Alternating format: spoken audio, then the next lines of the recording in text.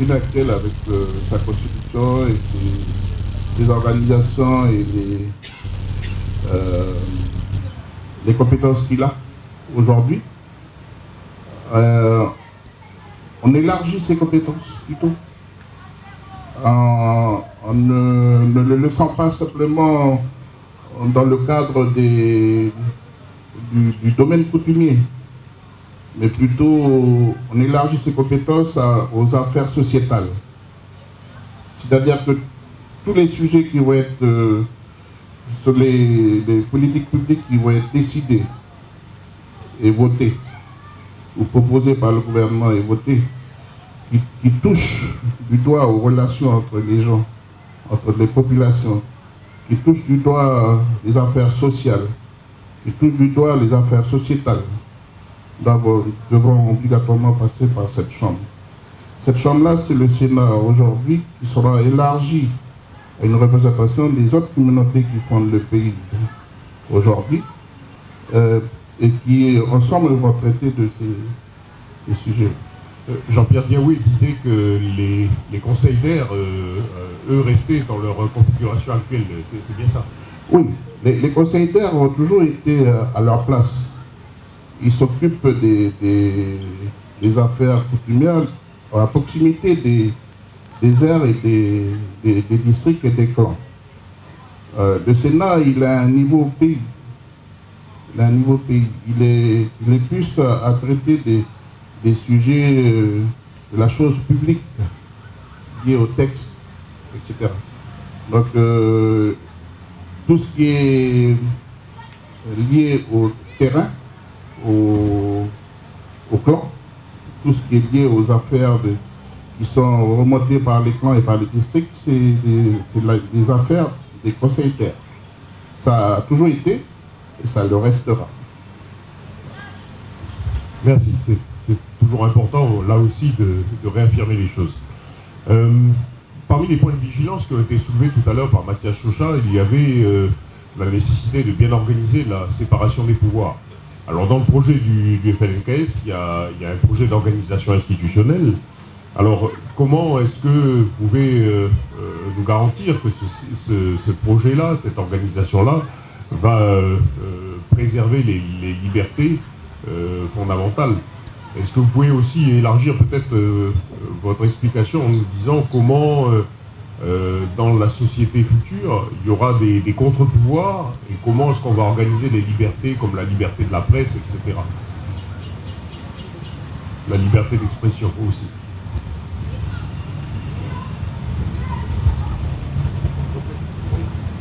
Donc,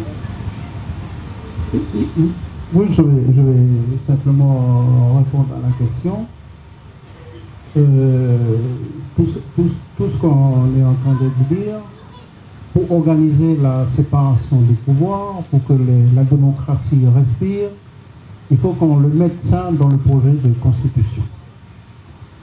Et la vision que le FLNKS a de cette constitution s'inscrit déjà en préliminaire dans le projet que nous, on le fait valoir aujourd'hui. Donc dans le projet de constitution, il y aura ce qu'on a dit la séparation des pouvoirs. Donc il y aura le pouvoir judiciaire, il y a le pouvoir des institutionnelles, et il y a l'autre pouvoir qui est le pouvoir législatif, l'autre pouvoir c'est exécutif. Voilà, je l'ai dit. Donc tout ça est prévu dans le projet du FLNKS pour bien qu'on sépare le pouvoir exécutif, législatif et judiciaire. Voilà. Maintenant, c'est comment on organise à l'intérieur de ça pour que, justement, il y a séparation des pouvoirs, pour que le politique n'influence pas sur les décisions de la justice, pour que le politique n'influence pas sur les décisions des élus. Voilà. Il faut que les élus soient à leur rôle, c'est eux qui décident. Ensuite, les lois, les choses comme ça, il faut qu'il y ait véritablement une séparation des pouvoirs entre le législatif, l'exécutif et le judiciaire. Donc voilà, donc c'est quelque chose qu'on essaye d'amener comme ça pour discuter, mais c'est des choses qu'il faut une fois qu'on sera indépendant, ben, on va soumettre ça pour que nos gens à nous puissent réfléchir sur la question. Mais on a déjà une réflexion qui va vers ça. Donc c'est ça qu'on essaye de valoriser un peu partout. Donc, comme disait Mathias, c'est un point de vigilance, mais vous étiez déjà sur la question de toute façon. On est déjà sur la question parce qu'on a vu par la pratique qu'il y a une confusion dans le pouvoir, confusion dans les rôles. Les politiques ils influencent les avocats ou la justice. La justice essaie d'influencer le monde des affaires. Le monde des affaires qui viennent influencer sur les décisions politiques. Donc voilà, ce sont ces choses-là qu'on essaie de réfléchir pour éviter tout ça. Mais c'est quelque chose qu'on a en tête et qu'on veut qu'on réfléchisse ensemble parce que nous, on soumet ça à la réflexion. Comme disait tout à l'heure M. Choucha, c'est des choses qu'il faut qu'on débatte avec les autres communautés et puis avec la population ici. Parce que c'est un point central. L'organisation du pouvoir, le projet de constitution, la constitution du pays demain. Et donc on invite les non-indépendantistes à venir discuter, à préparer la constitution du pays indépendant. Il faut qu'ils viennent. Il faut qu'ils viennent pour discuter de ça.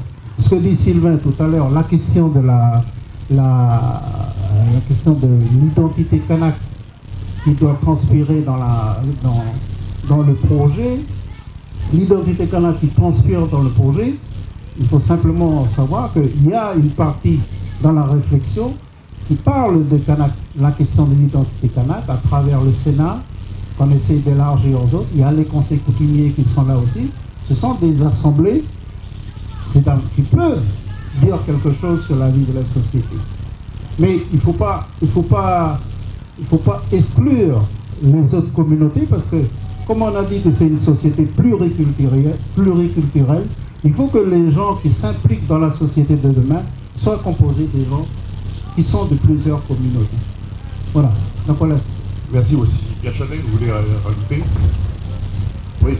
En fait, la question elle est bonne parce que la plupart des choses qu'on entend à la télé, des réactions des jeunes, des étudiants et tout ça, même des réactions des non-indépendantistes, c'est la crainte d'un désordre.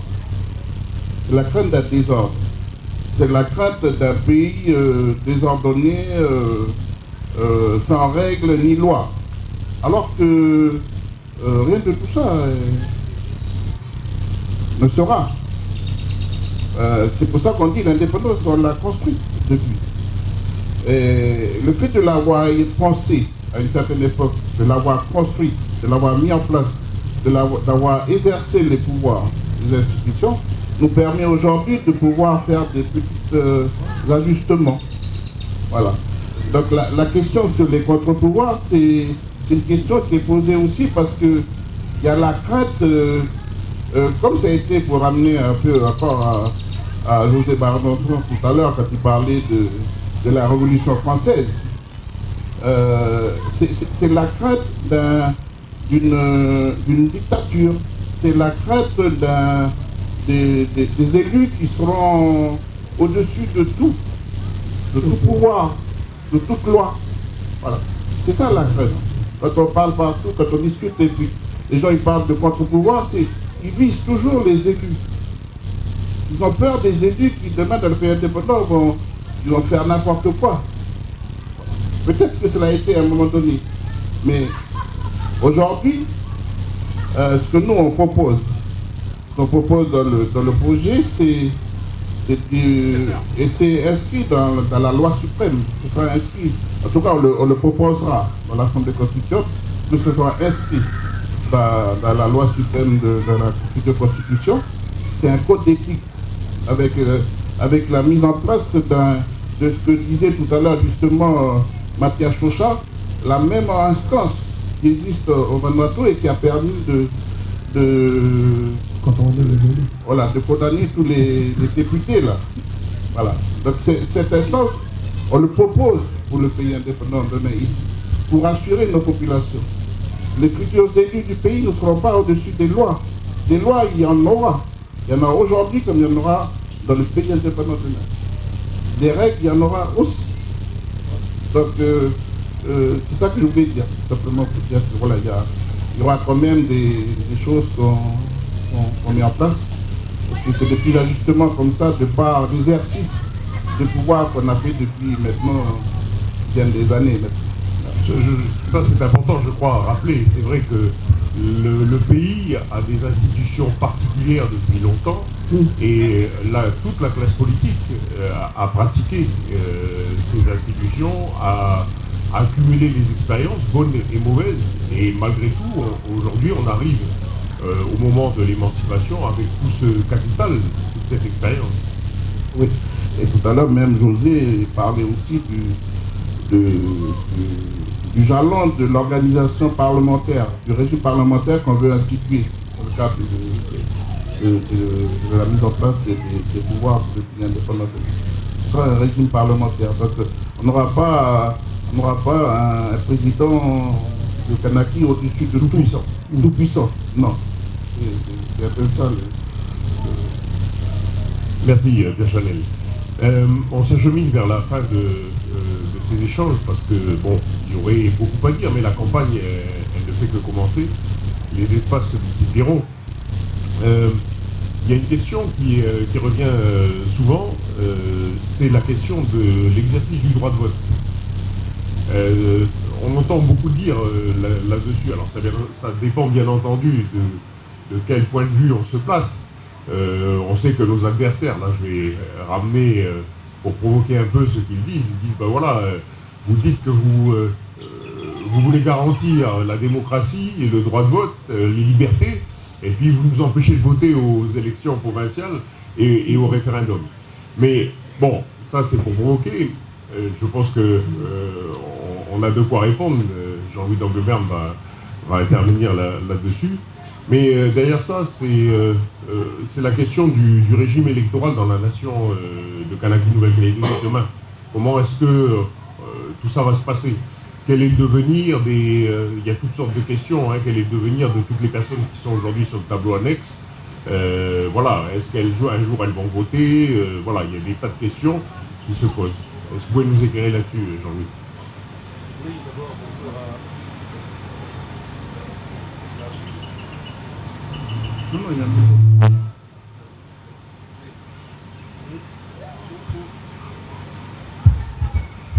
Oui, d'abord, bonjour à tous les auditeurs. Donc, je vais répondre, bien sûr, à la question posée, mais je vais revenir sur les trois intervenants, parce que je vais reprendre les lignes directrices sur lesquelles les trois intervenants ont présenté qu'on leur avait demandé. Et justement, le premier intervenant, José Barbanson, il a simplement fait un peu l'histoire du combat d'émancipation des Kanaks au départ. Et le début de ce combat, c'est l'accession au droit de vote. Il nous a largement rappelé comment ça s'était passé, par étapes, etc. Et que les Kanaks avaient accepté à l'époque un système de collège électoral où leur voix comptait moins que ceux d'en face, uniquement pour ne pas déséquilibrer ce qui existait déjà. Et il a rappelé que les Kanaks ont toujours fait des concessions. Or, je vois mal ceux d'aujourd'hui faire les mêmes concessions, dans le sens inverse. Mais simplement pour vous dire que c'est le début de cette conquête de l'émancipation de la colonisation commence il y a 65 ans. C'est pas hier, il y a 65 ans. Donc j'avais relevé, notamment pour José Barbanson, ce point qui m'avait paru important de soulever, de ce combat qui n'a pas commencé avec l'accord de Matignon, l'accord de Nouméa, mais depuis 65 ans, cette volonté d'émancipation et de décolonisation. Et je disais, et j'avais marqué, je voterai oui pour le référendum le 4 novembre, parce que c'est bannir la relation de tutelle entre l'État colonisateur et la Nouvelle-Calédonie, bannir cette relation actuelle de duel, une relation qui a été non consentie. Donc, ceux qui ont consenti les indépendantistes, c'est beaucoup de concessions. Et notamment sur le corps électoral actuel, c'est que le corps électoral, la première ouverture qui avait été faite par les indépendantistes, c'était bien sûr la ville des Roches, ouvert ensuite l'accord de Matignon au Dino à tous ceux qui étaient présents